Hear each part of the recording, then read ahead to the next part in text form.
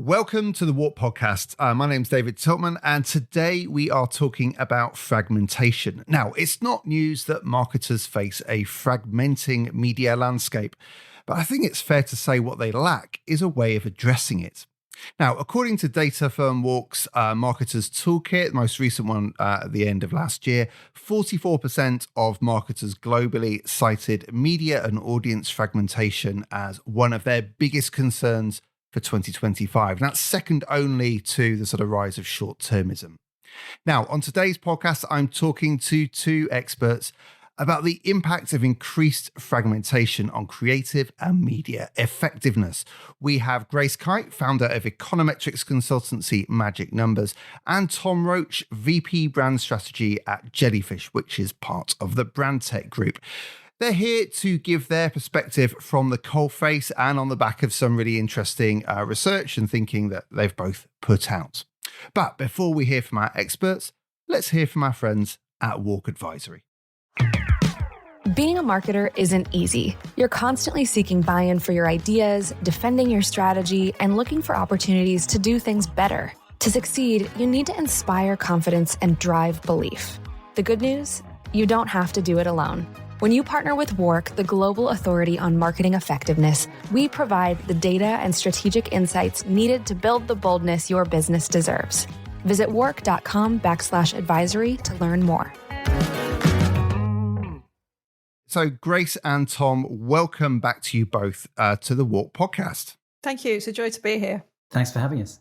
Okay, well, let's just start with the most obvious question. I think we all sort of know the answer to this, but I want to get your perspective on it. Is what's actually driving this sort of fragmentation? There's lots of stats out there. I saw one the other day. The Group M believes that nearly half of ad spend now goes against user-generated content as opposed to content generated by professional media. So we can see the sort of impact of this fragmentation, but what's actually driving it? Grace, I'm going to start with you. Well, it's partly because people, like just normal people, now have more choice, which is brilliant if you're a nerd of some description or another. Now you can really indulge your niche interest. If you're into marketing effectiveness, you can listen to the WARC podcast. But if you like ghosts, you can listen to the Uncanny podcast on BBC. And if you're like my kids, you can watch a flamingo being made out of chocolate. And that's what's going on. People are doing that. They're watching exactly the thing that they really like and not the thing that everybody else likes. And of course, the barriers to entry to creating content and distributing content have come down so significantly. And Tom, I'm assuming you agree with that, but is there anything you build on top of it? Yeah, it's just many more platforms. Many are video now, which obviously wasn't true, when some of the first digital platforms started arriving. So they've been kind of made for video, which of course is a really good brand building tool. And so there's many other options that brands have got when it comes to both doing short-term sales and also building their brands. So it is about choice, or that awful word optionality for brands. Yeah, and that's a good point in terms of the growing range of formats available. So it's not just sort of advertising split across more and more what you might call channels, but multiple formats within those channels as well. And each of them has a role to play or, may in different contexts be more or less useful. Now, Grace, I'm going to start with you as we sort of unpack this a little bit, because you talked a little bit about lots of little, which we're going to dive into in a few moments. But from a top line point of view, what has been the impact of this sort of big shift in media consumption on actual media planning and investment? What have you observed through your work at Magic Numbers? Well, what's happening is that money is moving, and it's moving from places where you used to get a lot of attention and a lot of reach into your ads, into places where you now get quite a small amount of attention and quite small reach too. So money might have been going a lot to TV, for example, before, and now a lot of it is going to social, YouTube, and search. And you'll see this in WARC's own data, in the macro data, that those trends are there. They're visible year on year. And it's actually also true in our client base at Magic Numbers. And Tom, you work in an agency, and your background is in sort of big creative agencies as well that would service a lot of what we might call brand building briefs. How are the sort of creative briefs that are coming through to the teams you work with evolving as we see this shift in spend? Yeah, and it's interesting because I've made a shift to a newer kind of agency, so it's hard to be absolutely comparative and say the briefs are different because they've all changed. The reality is I'm seeing lots of different kinds of briefs as a result of the different kind of place I work at. But I definitely see with some of our clients, you get a sense that they are briefing their TV agency in another place, and we are picking up all sorts of other briefs. Often we'll be doing, it could be a load of production, localization, adaptation work on a big global brand. And increasingly, we are seeing many small fragments being grouped together. And so, for example, it might be that we're being asked to do social briefs, social video, which could be the client might be saying, the TV's over in one place, you won't be doing that. But this other stuff, which is now much more important and a bigger part of their media budget, is getting more attention. And so they're putting more pressure on the need for those briefs to do real work for them, to be as consistent as they can be, maybe to be connected to the TV campaign or the big idea that's happening elsewhere.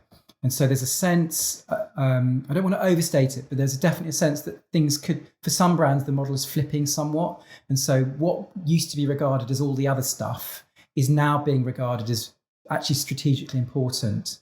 And so there's kind of, I don't know, there might be 10 or 11 things that are all being collected up and grouped together and being seen as a collection of briefs that now need to be treated more coherently. So we'll increasingly get briefs where there was maybe an agency doing some organic social work that was disconnected to the paid social work, and they're now coming to us and saying, we need to review all of our social, both paid and organic social, bring it together, try and make the whole thing work together more consistently and coherently. And that's just an example of the kind of way these smaller pieces are being added together to try and, I guess it's the thing we just talked about, this kind of decline in reach of TV, and how these other pieces are just as important or becoming more important. And so they're getting more pressure on them to work in a way. And I think it's all to do with the maturity of these channels, maturity of teams. Maybe some of these smaller pieces were being done in a silo, and that can no longer happen because there's too many of these smaller fragments.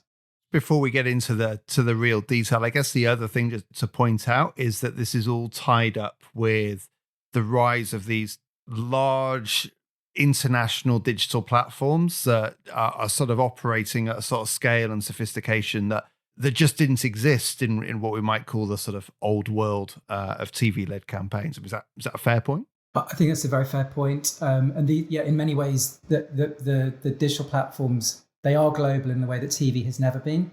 There are advertising channels within the world of TV, but I mean, if you take Netflix and Amazon, they're still smaller pieces of the jigsaw actually than some of the bigger digital social platforms. So it is absolutely to do with the maturing of these platforms and their increasing ability to do a brand job as opposed to just a performance job.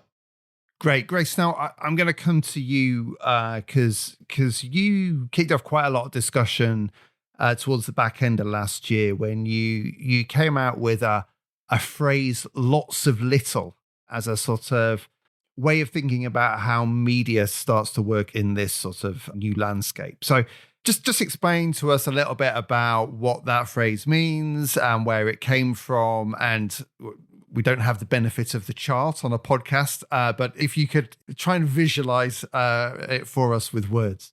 Yeah, absolutely. And I mean, it's came about because, you just have to accept it, right? It is what it is. The world has changed.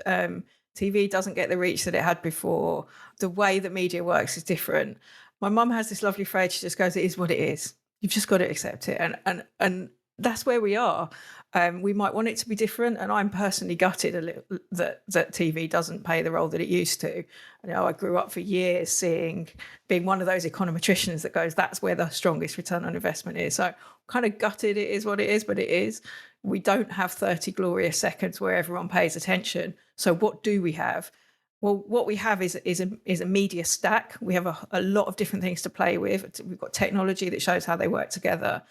And we have a huge amount of evidence that shows that different media channels do work together and that there are synergy effects.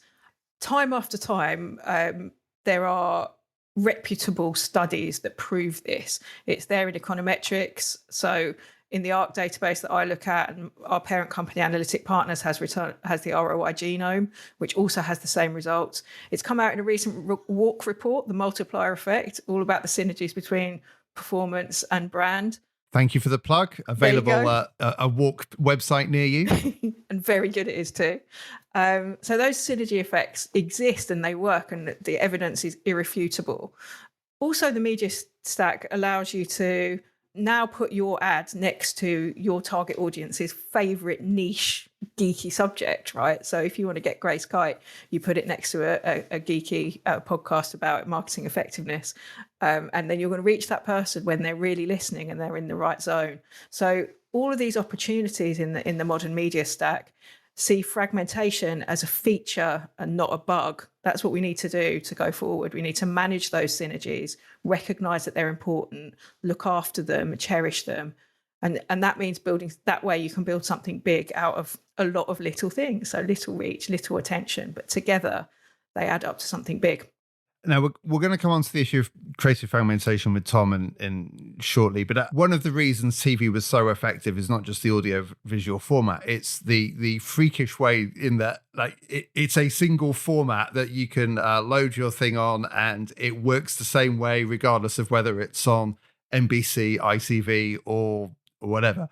What we're talking about here, though, is lots of, as we said earlier, lots of different channels that work in slightly different ways each time. So presumably that's a huge issue, not just in terms of driving effectiveness, but actually being able to recognize what the hell is and isn't working. So yeah, it is. And I think there's a lot of emerging research here coming out of the attention crowd. And also, from my kind of end of the world, which is the econometrics and analytics end, we are looking at lots of different data that now exists that can measure the coherence of advertising. So how coherent is this display ad with this Facebook ad? Not exactly the same. Consistent isn't the right word because they're never going to be exactly the same. They need to be different for each platform, which I know Tom will explain better than me in a minute, but starting to see how the coherence score of what we're doing in this particular week or month stacks up, and then being able to value that by putting it through some of our econometric models, and that's where kind of this is starting to be able to be measurable, and advertisers are starting to be able to really use it and see their return on investment improve because of it. And you mentioned attention there, and again, another sort of idea that bubbled up at the end of last year was this concept called aggregated attention, which was from a study by Luhmann, Havas, and I think it was Brown Partners. Just if you haven't looked at it, we did cover it on WARC, and we covered it on the WARC podcast. But it was a really interesting sort of finding that in certain circumstances, multiple short bursts of attention could be more cost effective than one longer burst of attention, which I guess when you think about it, intuitively makes sense as long as those little ones are enough. But it does start to mess with some of the sort of traditional thinking about things like reach and frequency planning and those sorts of things. So how do you think that sort of idea, does that dovetail quite nicely with this lots of little framework? Yeah, it really does. And I think Tom and I feel a bit funny about being the sort of front man and woman of this lots of littles area because, there are loads of brilliant people doing lots of interesting work in this area. And when we started writing about it, the amount of people who've got in touch with us and said, I've been doing something similar to that, or I've got a piece of evidence, or I've got a piece of data. And the one that you're referring to that Lumen did is really fantastic, I think. I love it so much that I keep on doing makeovers of killer charts related to it to try and find the perfect one to stick in my decks. And the background to it is the work by Karen Nelson Fields, where she says, look, you need 2.5 seconds of attention to make a memory. And she says 85% of online ads don't get that much time. So suddenly this idea that the money's moving from TV to all these online ads that don't make memories, it feels like a absolute disaster, nightmare, right? But the lots of little's point of view would be, what if you can get lots of those little ads that are in the 85%? Do those help actually? And, the work that Lumen have done on it shows that it really does. Yeah, and absolutely. You can have 3 ads that are within the, Karen's threshold for making memories. But the awareness and brand building uplift from that is going to be lower than if you have 5 ads that are below her threshold. So you can, just as long as you've got a lot of them, it doesn't really matter whether you're above the threshold or below it. But again, like the sort of principles of reach and frequency, it's like the first hit has the most, and then it's sort of diminishing returns from there. So it's sort of everything is about 1 plus reach. But does this start to change it? I mean, it sort of blows your mind when you start extrapolating. Yeah, it does. In short, yes, it does change the way you think about reach and frequency. I wanted to hit ABC1 adults 1 plus, whatever percent of them. That's not the world that we're in anymore. But who is in that world anyway? Like the vast majority of media spend is going through things that aren't doing that. They're being mediated by algorithms anyway in all of these lots of little places. And I genuinely think that the future is going to be quite different. It's all going to be mediated by algorithms, getting the most from all the additional contexts that are available to us as advertisers. Probably means having really niche audiences on our minds rather than those bigger ones. And potentially the future is individualized purchase journeys, with algorithms serving the right thing to the right person the right number of times. But it's a bit down the road. But it's funny though how much is new and how much is old here, because of course the media multiplier effect is an established thing, and on the creative side, as Grace alluded to, lots of people kind of came out of the woodwork and saying, "Oh, well, that's not new." That BBH or I think it was Nigel Bogle have been talking about big as a collection of smalls for decades. So this idea that creatively you need to be expressing yourself in a platform, in a platform specific way, making a piece of out of home that is very out of homey, and a TV ad that is very TV, and et cetera, and collecting up those pieces, and so that you have a broader kind of more all-round experience of the brand in its totality. That is a decades-old concept. I think what we're dealing with, at least on the creative side here, is an issue of degree. It's now really, really the number of things you need to create are sometimes in the thousands, even the millions of things that we're having to deal with, and that's a kind of operational, organizational kind of creative challenge that is quite hard to deal with if you've got the existing creative machinery you're dealing with, the existing people you're dealing with, and existing technology. So it's you need to reconfigure yourselves, I think, in order to deal with this new proliferation of things that you need to create. Yeah, it's a really good point. I just, before we get off this sort of like the media side of the equation, I guess, we've become used to thinking of investment as short and long, or brand and performance. And I wonder how this sort of lots of little idea plays in here. Should we still be thinking in those sorts of ways, or are there different ways to sort of think about the investments we make in a lots of little world? I'm not one for wanting to throw away the label performance marketing or brand performance, because I think they do mean things to practitioners, and so they should still be different to one another, and we can still think of them that way. But I think where I am is that everything needs to work together, and in this new world of lots of littles, it only works if things work together, and it only works if you orchestrate things so that they work together as well as they possibly can. And I think that means and we've been talking about this for a while, but brand and performance meeting at the corner somewhere and starting to work together. And, Tom's career path is one example of that, someone coming from BBH going to Jellyfish. And we see it in our client base as well, where we take performance first businesses on their first brand building and walk them through it with measurement. And vice versa, where we see businesses that will spend so much on brand, but they're not activating that by hoovering it up in the performance marketing world as well. And so we're at that corner as well. But I think this lots of little framework and this mandate now to manage fragmentation and manage synergies and manage context as a whole thing. This is another way where we're going to have this coherence. We have to have coherence, and if you have to bring that together into this framework, maybe we're looking at the thing that finally bridges the two and gets all of those teams into the same room. And it's not just brand and performance; it's creative and media as well. From the way you're talking about it, because you cannot. And we're going to come to talk about creative fragmentation, but it feels like you can't talk about creativity without paying attention to the media context it's sat in, because that's fundamental to the to this new world. And we should never have stopped talking about it in the context of media and vice Very versa. good point. We Yes. just did because of the split that happened.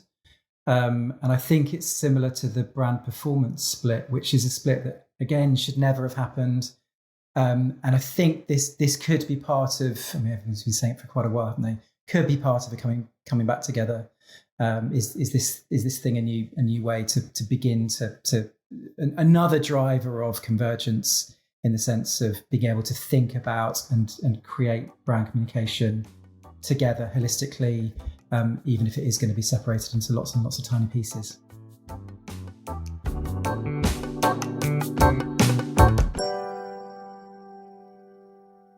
There does appear to be a real tension between what we know should work, which is consistency, compound effects over time, distinctive brand assets, all those sorts of lovely things we all know and we've all come to learn over the last couple of decades, and the actual demands of the platforms, particularly as they move into sort of AI optimized buying workflows and all those sorts of things, where actually the pressure is to shovel as much creative fuel as you can into them, so it can be optimized in all sorts of different ways, and you can actually be, as you said earlier, be talking about thousands or even millions of iterations of things. I mean, talk to me from somebody who's sort of in the coalface, actually having to manage this. Just talk to me a little bit about how that sort of tension comes about in sort of real life work. Because of the shift, I think, from a certain kind of agency to another kind of agency, I've just observed so much more of this stuff. And one of the things, and it was, I think, an observation that Grace had made, and one of the strategists who works with me had been seeing an awful lot of, and I've seen a lot of it too. We've just been seeing this pressure from the platforms for us to create loads of things. And that, if you're more used to the kind of, like, let's call the IPA effectiveness crowd, who are obsessed with consistency and singularity and are obsessed with the notion that wear out doesn't happen and that we need to be, and things like the System 1 work, which had been pointing to the absolute need for consistency, or stuff from Bar and Sharp, which is all about distinctiveness and consistency. If sitting between those two things and thinking, how do we deal with the millions of things the platforms are asking? And the platforms are literally to all the brands all the time and saying, give me more stuff. And they're doing that not because they're interested in brands, but because they're interested in the eyeballs of their users and keeping their users addicted to their screens. Let's be honest. And so the platforms want all this stuff, and they see in their data, you constantly get told this thing's fatiguing, and we'll see, our media teams will be passing messages to our creative teams to say we need to make more stuff because this campaign's fatiguing, or we need a greater variety of things to test. So this need for thousands of things versus the brand's need for a single thing sometimes. That's a big kind of conflict or a tension that needs squaring. And so sat between those two forces, you go, okay, well, we need to somehow get these two things working together. We need both the volume that apparently the platforms require. That's just the weather these days. We can't say, no, we're not going to give you the volume, because the things will stop working, and you won't get the algorithms working for you. And you actually sometimes will get punished in terms of the cost of the media will go up if you're not providing the variety. So you just need to square the circle, and so the kind of principles that we've been talking about are absolutely about delivering singular creative, let's call them ideas or campaigns. So you're trying to square the circle by creating lots of things as branded as possible, but as in tune with the platform's grammar as possible, and in tune with the brand's distinctive assets as possible, without kind of making it too like advertising. So that's kind of a sort of a quite long-winded way of saying we need to balance several forces at the same time. And you sort of talk about three different things as being the ambitions. So high consistency, high volume, high fit. Let's just take each of those in turn. High consistency is what you've just been talking about. Is that how from a consumer point of view, they're able to join the dots between the different pieces. High volume, I think you've talked about just in terms of servicing the actual volume requirements of the platform. And high fit, that's high fit for the platform or channel you're talking about. Yeah, and that last one probably splits into a couple of different factors. One is the kind of basic hygiene factor of making sure the asset that you're making is things like the right length, or has the sound on or off, or has the branding in the right kind of place, has titles in the right place. The kind of the hygiene factors that you can actually measure these days. And then this other factor, which is more to do with being really, really creatively native to the platform, so borrows more of or uses more. It could be fronted by a creator, for example, or at least made by somebody who's incredibly attuned to the platform. So both hygiene factors, but also things that are, what is considered creatively good in that platform. And that's not easy, because you need many more people to do that. You need people that really get all the different individual platforms that we're talking about. And where do you expect the biggest trade-offs here? So I know we all accept this is a challenge. It's an ambition. It's not an easy goal. But where are the things that are most likely to fall down in your experience? Is it about consistency because you've got teams going off and doing their own thing, or is it about fit because actually it's just easier to, if you've got a 10-second video, it's easier just to stick it on as many platforms as possible? Yeah, I think the fundamental one is probably, if you're making loads of things, they will naturally get fragmented, and so there's probably an issue around consistency and being too fragmented. And how do you kind of police? And if you've got 1,000 influencers making new content, how do you make sure there is consistency of some sort of idea or thread or red thread running through those things, and consistency of branding in that example as well. And then at a kind of very top level, I think there's probably just the classic problem of, if you're making quality versus quantity. If you're making loads of things, how do you make sure they're good quality? Which is, I guess, possibly similar to the first point. And that's a challenge, I think. And you may want to come on to talk about AI, but I think AI does come in on that second point.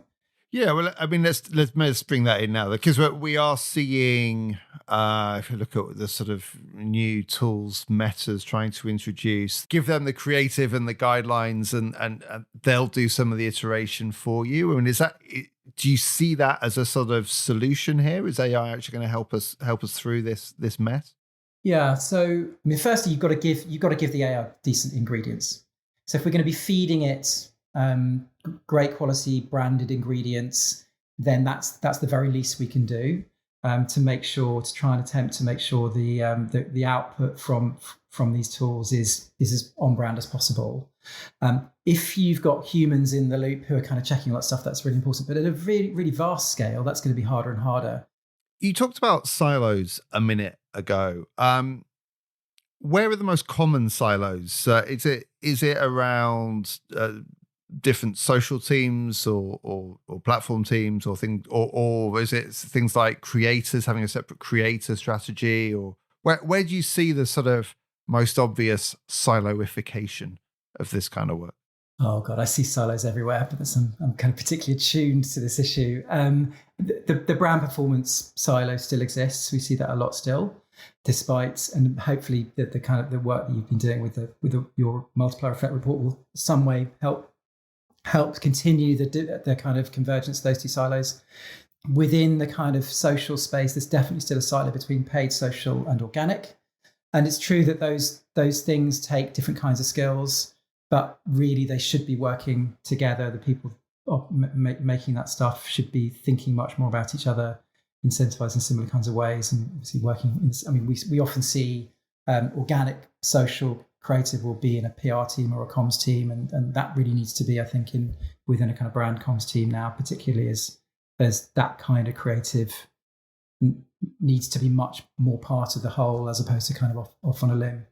So that's another silo. I mean, I think there are silos within the SEO and the PPC space still.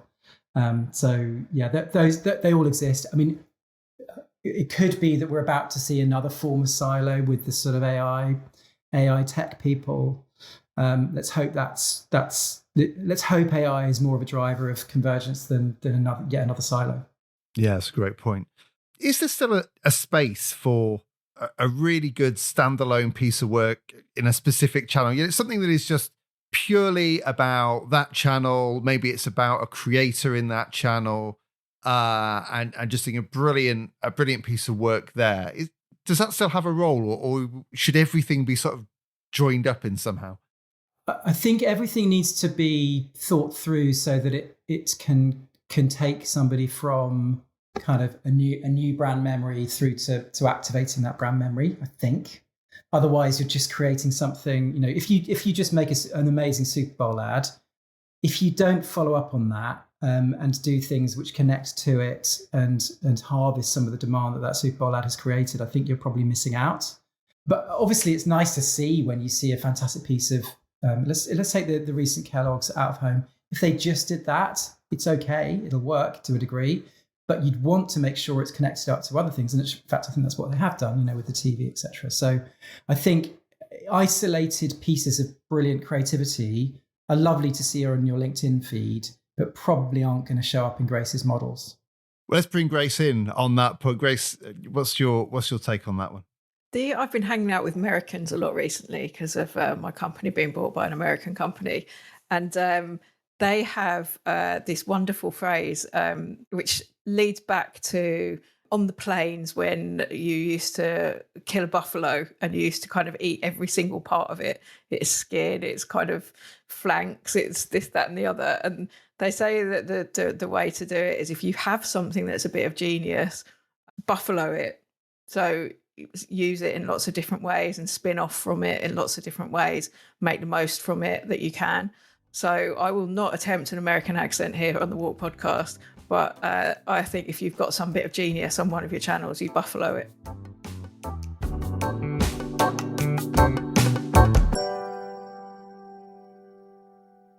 Is there a danger of taking this too far? And what I mean by that we've just talked a bit about the Super Bowl. There are those big moments. Is there still value in planning for big as well as little? I mean, what are we just in a completely fragmented, completely sort of atomized world, or can we still plan around big pockets of high reach? Yeah, it's never one thing or the other. And you know, Tom's famous article about TV is not dead. You know, it still stands. Like nothing's ever dead, right? It's just that, you know, I used to be a DJ, right? And you have a crossfader, which moves slowly from one track to the other when you're ready. The two beats are in time with one another. And I feel like there's a crossfader that's moving away from one model towards the other. And those big moments are becoming fewer and they're becoming smaller. And so they're less powerful than they used to be. So most brands now need to think about what's what's available instead. And it's not to say that those things don't exist and that they're not good. And if your audience is the type that is still watching Coronation Street, every week, twice a week, then okay, it's maybe less pertinent to you. But if your audience is like my kids on 2 devices instead of watching TV every evening, then the Lots of Littles is probably where you want your focus. Tom, what's your take on that? Yeah, I definitely agree that you can always take anything taken to extremes is probably going to be wrong. I mean, one of the it's definitely true that there are fewer bigger moments in culture that are kind of moments in the calendar, whether that's Christmas in the UK or Super Bowl in the US, or I'm sure, every kind of market has its own moment, and there seem to be fewer of those big moments. So we're, I think, more reliant on brands to kind of create their own moments or jump on smaller moments, maybe when it comes to sort of organic social or social trends.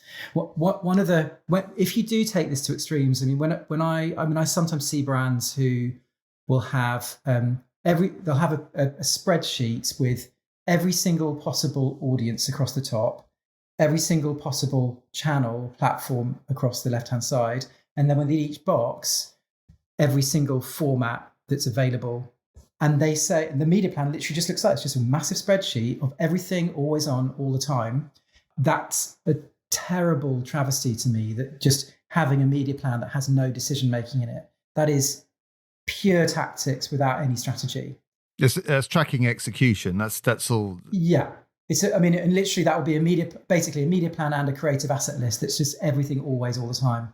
And there seems to be a problem with the lack of human decision making around really great media strategy, and I think on the creative side, what that demands is decision making around where you're going to show up, what are the best places for this idea to live, how do we plan media around a campaign idea so that we make maximum impact with it, and you can always get to a good place if you do that. So I think there has to be a happy medium between just doing everything in all these tiny pieces, and we have to be adding it up into through media and creative that works in to add these things up into more than just individual atoms.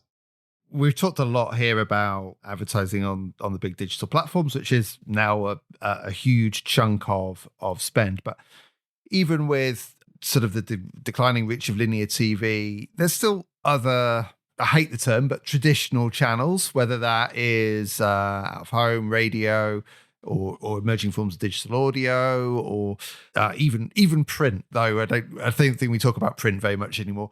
What's the role? What role do they play in this world? Because clearly you're not using AI to craft a million different versions of a radio ad yet.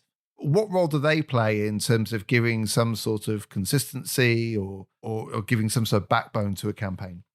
So out of home has recently come out as being the biggest reach channel, like it's overtaken linear TV in the IPA's recent Touchpoints data. But out of home was always the OG of short attention span, because you'd be driving past it, right, and you'd see it out the corner of your eye. So it was always a short attention span thing. And I always think about, as you're scrolling through your social, you get about the same amount of the ad as you do when you're driving past an out of home ad. I've heard that before, that social is basically outdoor in a different out form. Of home in your hand, right?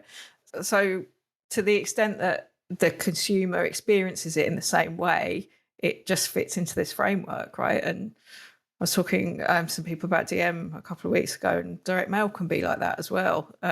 So I don't think this is really, in my view, it's not really to do with how it's delivered. It's to do with how it's consumed. Yeah, totally agree. I don't recognise the idea of traditional versus modern or digital or legacy, whatever. All the language we use is terrible, isn't it? All of these channels will have their role, can have their role, depending on the audience, the role, the brief you're setting yourself and the objectives you're setting yourselves. I think there is one really often overlooked role that out of home plays as well. It's the public.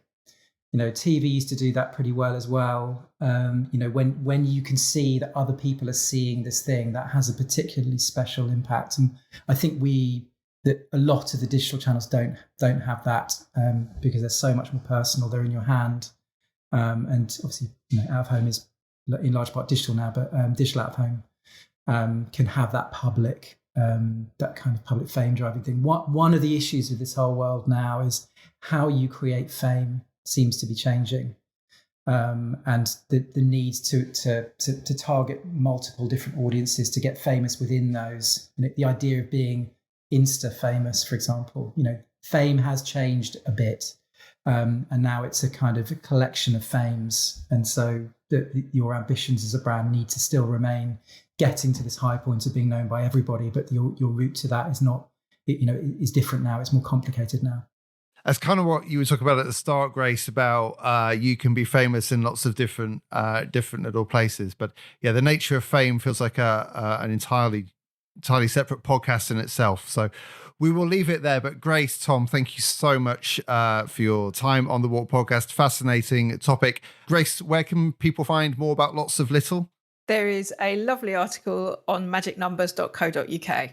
And Tom? It's both on Marketing Week, and then I've republished it on my blog, which is probably terrible for my SEO scores of some kind. But that's so the blog is thetomroach.com. Brilliant. So if you haven't checked those out already, please do. And we summarised them recently in WARC's Future Media. So lots of love going for these particular pieces, as well as the aggregate attention piece we mentioned earlier in the podcast. So Tom, Grace, thank you so much. If you like what you've heard there, then be sure to follow the WARC Podcast wherever you get your podcasts. And if you really liked it, do leave us a review. Until next time, thanks for listening.